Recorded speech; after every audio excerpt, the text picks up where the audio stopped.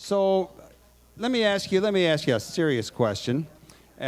What's it been like for you traveling around being a political satirist, a guy who I would say has a progressive bent and has made his living singing songs and telling stories?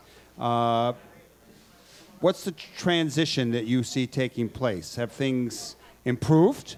Do you get more business? Do you get more accolades, more a favorable response? What's it happening? How is it Well, out the satirists are going down now. Me and Colbert, who learned everything from me, and all these other guys. I say learned, not stole now. It was legit.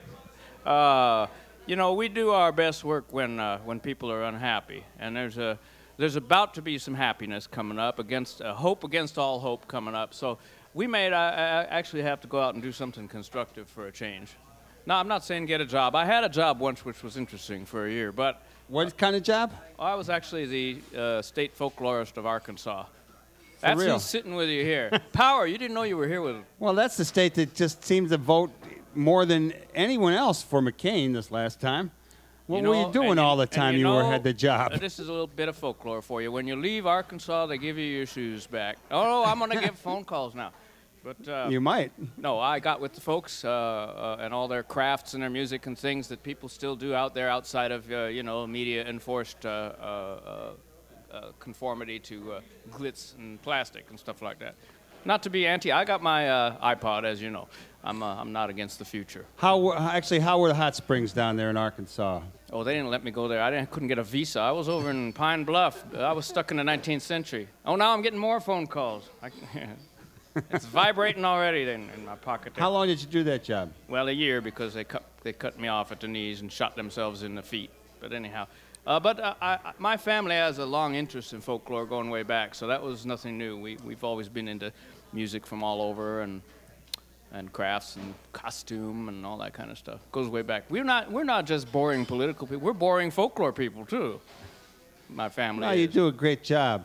Now, you know, you have another song that I would like to get you to sing, and I believe it is called Paulson Fit, the Battle of Goldman Sachs. I don't think we'll get all the way through this one, because this one goes on for about 25 minutes. But well, you don't have that much time. I'll tell you how much time we have. You had about 5 minutes at max. Let me do some pieces of this. This is okay. kind of taking a look at the bank bailouts and such. Roger Lippman. I mean, excuse me, David Lippman. David Lippman. I did it. That was his brother. When citizens default, I triple lock my vault. But some of my homies are too big to fail. Supersize their bonus. On the poor, I'll put the onus. Anything to keep my banker's ass out of that jail. Unprecedented failure of our national securities. We must discover who could be to blame. Could be Osama, Obama, or your mama. Heads we win, tails you lose. Main Street's cool, but Wall Street rules. Won't you purchase our paper? Please do, I insist. If you don't like it, buddy, well, default swap this.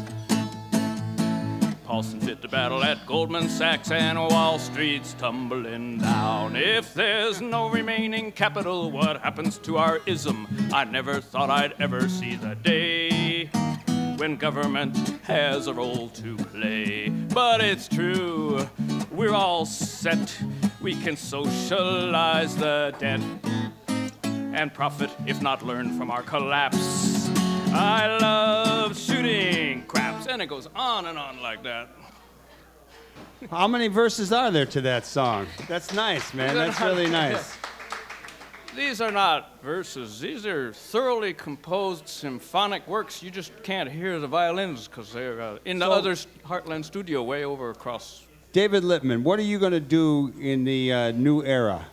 I mean, really, as a political satirist, a guy who's moved around the country singing songs and making serious commentary in a fun kind of way at the powers that be. What do you see your role in the next 8 years to be? Well, I'm going to just like move on. I'm putting that up to a vote.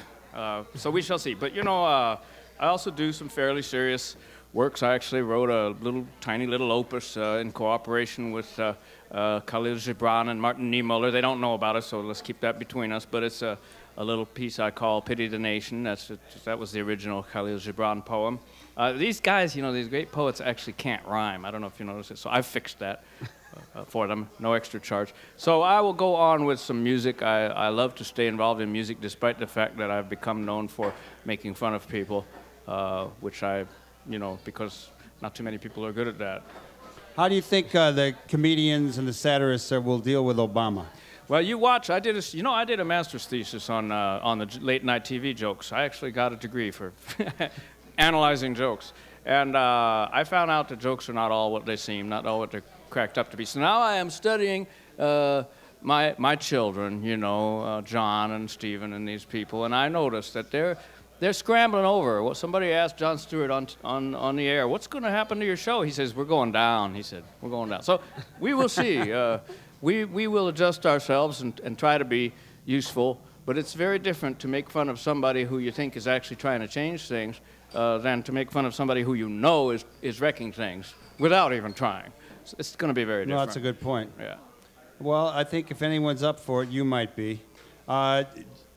You think that there will be a plethora of opportunities at college campuses for progressive entertainers such as yourself to move around and spread the word?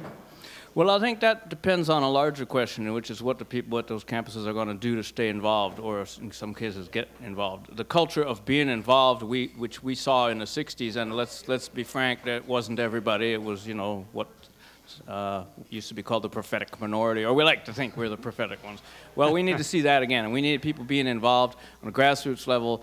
And today we have that feeling that you can be in touch with the president through a text message or some such thing that we never had before. And it's an amazing thing what the internet has done in this campaign. So we want to hope that it becomes really hip. It's not even hip to say hip anymore, is it? But whatever it is, that we need that sense of that culture of involvement, social responsibility, and how much fun that is to be affecting the future and doing it together with the president, or at least we hope so. And so, because the president, he wouldn't, like he has said, he wouldn't be there without a movement, and he has said, make me do it, just like Roosevelt said about civil rights, make me do it. And so he said, I can't do it without you. We're starting out encouraging and supporting, and if he makes one false move, we'll say, good friend, we know better. So that's what we need to see on the campuses, and the satirists will fit into that somehow. All right, I want to thank you, David Lippman. It's always great to see you. It's been a few years, but you're back, and you will be at the No Exit Cafe tonight, starting at 7 o'clock. Food and drink available, and you'll have a great time along with all the other supporters of Camp Hope. And those of you who can't make it tonight, you can see Dave and others from Camp Hope at the Federal Building on Monday. This is Michael James. I want to say thank you to all the people who tuned in today. I'm thanking you for my co-host Lisa Smith and Katie Hogan, and our producer Laura Herman, our videographer Evan West, and Susan over at the studio. And I want to encourage you to do good in the world, because the world needs all the good that you do. And come to the Heartland Monday and Tuesday night and all day Tuesday to celebrate the inauguration. All power to the people. Over and out.